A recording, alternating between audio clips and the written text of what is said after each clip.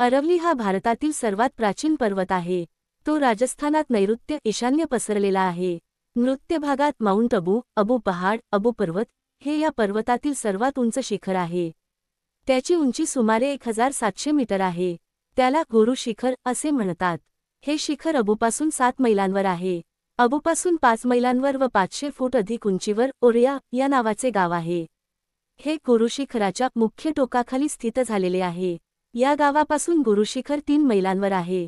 अबूपेक्षा हे अधिक थंड असून या ठिकाणी हिंदू व जैनांची मंदिरे आहेत। या ठिकाणी कंखलेश्वर महादेवाचे प्रसिद्ध मंदिर आहे।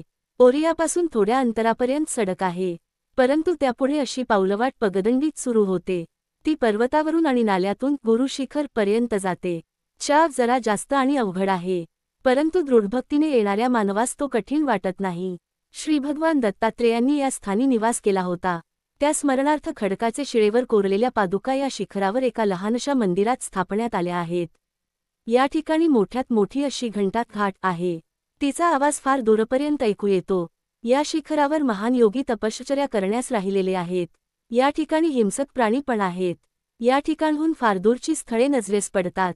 दूरचे घनदाट जंगल, हिरवळ तसेच वृक्षराजी व शीतल वाऱ्याच्या मंद मंद लहरी मनाला आनंदित करतात। या ठिकाणी अनेक यात्रेकरू येतात।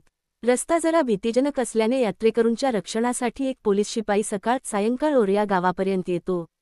ओरियापासून मार्गदर्शक घेणे अधिक हितावह आहे। या ठिकाणी यात्रेकरूंची धर्मशाळा आहे, तसेच कित्येक गुंफा पण आहेत। या ठिकाणी राहत असलेले संत साधू यात्रेकरूंच्या व्यवस्थेची पूर्ण काळजी घेतात। येथे साधू संन्याशांना तसेच गरीब माणसांना मोफत भोजन देण्यात येते। येथे एक सुंदर कुवा व बाग आहे। हिंदू धर्माचा उद्धारक रामानंद याच्या पण पादुका येथे आहेत। या ठिकाणी श्रीमंत तुकोजी महाराज होळकर यांना श्री स्वामी समर्थ अक्कलकोट यांनी दर्शन दिले आहे। श्री गुरुदेव दत्त।